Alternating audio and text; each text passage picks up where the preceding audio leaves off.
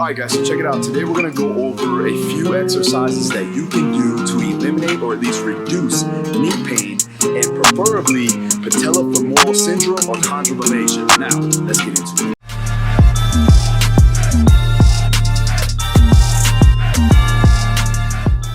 All right, guys, so if you haven't been following me lately, I had an ACL tear not too long ago and had to get surgery on it. So I did a patella tendon graft, and basically what I did was I took the patella or strip of the patella and we used that for my ACL. So now, unfortunately, I've developed a little bit of patellofemoral syndrome or pain in the patella. So that's the kneecap area, right? What I found was that if people do have this particular injury, it hurts going downstairs, going upstairs, but primarily any type of pounding on the knee. So as I'm doing my triathlon training with constant running, constant biking, I'm in that deep knee flexion. So what I need to do and what I have been doing is these particular exercises to eliminate that and have that patella traction over the right way. So a lot of times when you have tight IT bands, tight TFL, tight VMO, all those muscles there are tight quads in general, that's gonna pull that patella out to the side or laterally, and it's not gonna traction the way it should, or not tracked through that that particular range the way it should, and that's gonna cause some discomfort, also gonna cause some inflammation. So what I've been doing are these particular exercises to allow for that patella to track over the leg as it should, right over the femur. So primarily, this has been given to me by my physical therapist, Dr. Christiana Marin. You guys can check her out down below.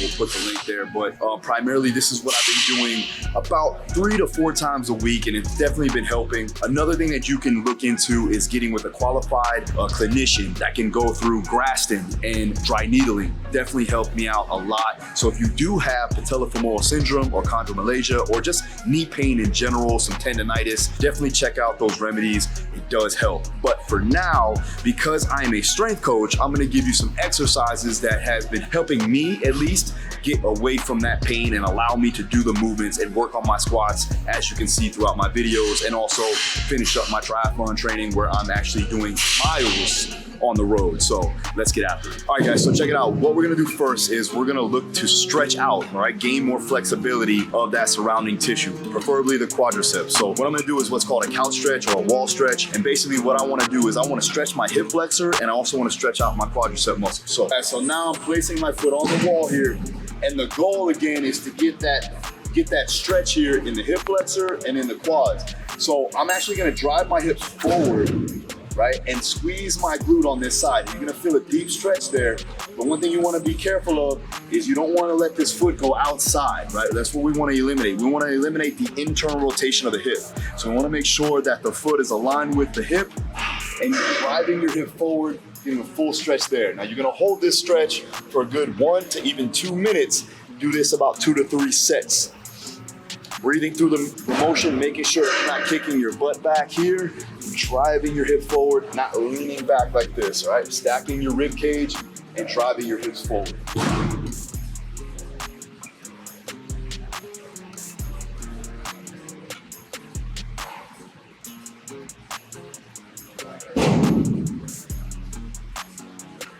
All right, guys, so now that we got the stretch in there, now we're gonna work on creating more torque and external rotation of the hip. Now, remember what I said, there's some reasons for this to happen, right? So you have the tracking of the knee going outside the line of where it should be tracking up and down. Another thing is valgus, right? So the knee caves in on certain movements, especially when you're squatting or running. So you don't wanna have any bouncing of the knees. You don't wanna have any knee knocking, right? So the goal here is to increase the external rotation of the hip to allow for more tibia rotation too as well.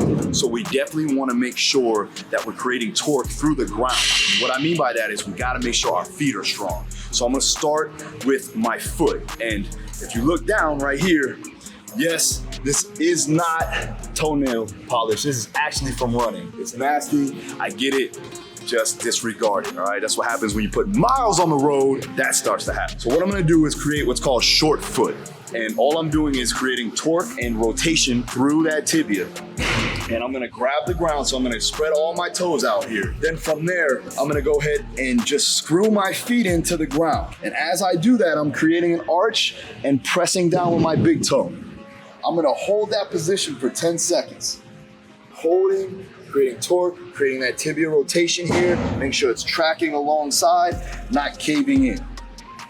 So as I'm holding, I'm squeezing the ground, creating that torque, and then I'm relaxing. So see the difference? Relaxed foot, high torque. Relaxed foot, high torque. Small, subtle movement, but we're creating that rotation. A lot of times when you have this pain, it's primarily due to having flat feet, and again, that knee knock position too as well. So this will definitely help that. If you have flat feet, this can create that arch a little bit more efficiently and strengthen up the arch of the foot, okay? Again, you wanna do 10-second holds, roughly about 5 repetitions, and do 3 sets of those. All right, guys, so now we're gonna work our way into the hip and again, create that external rotation. We're gonna do what's called hip airplanes. And again, you're gonna take that foot and create torque. So we're gonna get a good arch on the foot. You're gonna rotate that hip, right, and then re-rotate again. You're gonna drive that hip and hold that position. The goal is again to track the knee, the patella over the right angle so it's not valgusing or pushing in. So again, we wanna create more lateral force and push our way out so that patella tracks over the knee appropriately. Okay, so now we're gonna take a position right against the wall here. And there's several ways that you can do a hip airplane, but to eliminate the balance factor, let's go ahead and use a wall so that we're not off balance when we do this. Now the goal, when I get into this position, again, I wanna create that torque. So I'm gonna go ahead and screw my foot in and create that arch there. As I sit into the hip, I'm turning this far side hip internal rotation. So I'm loading this hip here. You'll feel a lot of tension here on the backside glute, which is important, all right? From there, I'm gonna go ahead and rotate. And as I rotate, I don't wanna see, or you don't wanna drive that knee into the in range or the midline. That's wrong, right? That's what's really happening right now, is that you're not having the ability to create tension on the outer part of the hip. So we wanna maintain that position of external rotation as you rotate out. So maintain position, holding, and then back in, driving that hip out to the back. Open up, not letting the knee collapse there, keeping the foot arched, and then back in. Keep that foot arched. Out, back in. Out, back in.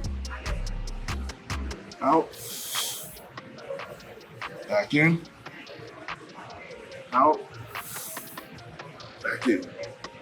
Now you want to keep a 5-second pause so you can solidify that position, go external, internal, or drive the hip out, bring it back in, do that 10 repetitions, 5-second hold, 2 to 3 sets through. The next one we're gonna do is more of a glute activation, and also you're stretching out the opposite side hip flexor. So what we're gonna do is we're gonna take a stance here, back flat, foot's on the ground. We're gonna do a cook lift or a single leg glute bridge. So from here, I'm gonna drive my knee into my chest. All right, from there, you're getting a stretch here on the hip flexor as you drive up, and you're squeezing the glute. Now, the one thing you also wanna be mindful of is making sure that the knee doesn't collapse in. We're still creating that torque, and we're driving up and strengthening up the glutes there to allow for more stability of the hip, and then back down.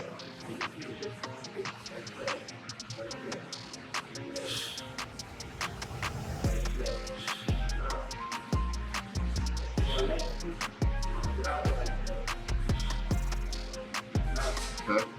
So for this, you want to do about 10 to 15 repetitions, 2 to 3 sets through. Okay, so the last thing that we're gonna do is just simple patella mobilization or patella mobs, right? So all I'm doing is I'm gonna take my patella, I'm gonna relax my leg here, and you should have a good amount of range of motion in your patella. Now, I can feel a little bit of grinding going on in here, so what I wanna do is I'm gonna basically push the kneecap in to midline.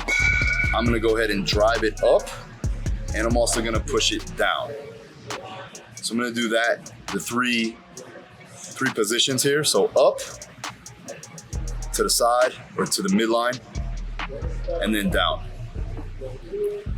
Same thing, up, side, down. All right?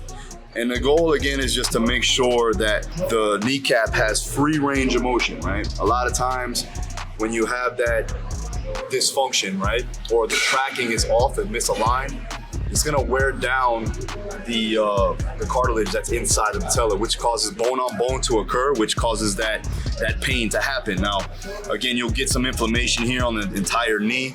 Again, like I said, I had ACL surgery, so we used a portion of the patella to obviously reattach or make a new ACL. So I had some discomfort there, and also some compensation patterns, right? So I had more internal rotation on this side as opposed to this side.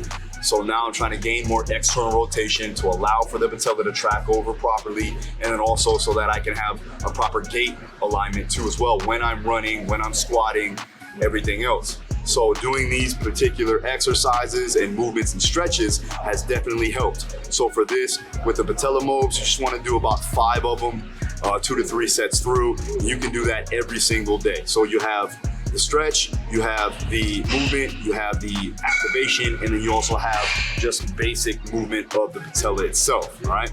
So those are the exercises, those are the stretches. Check them out. Make sure if you have any questions, go ahead, hit the comments down below. But honestly, if you do have pain like this, remember, I am not a physical therapist and I'm not a doctor, but this has helped me. If you do have pain like this, I recommend you go find a qualified clinician or certified physical therapist to help aid you in this process. These are some exercises that you will probably be given if you do have that particular problem. Now, if you want to find out more details, check out my mentorship program down below.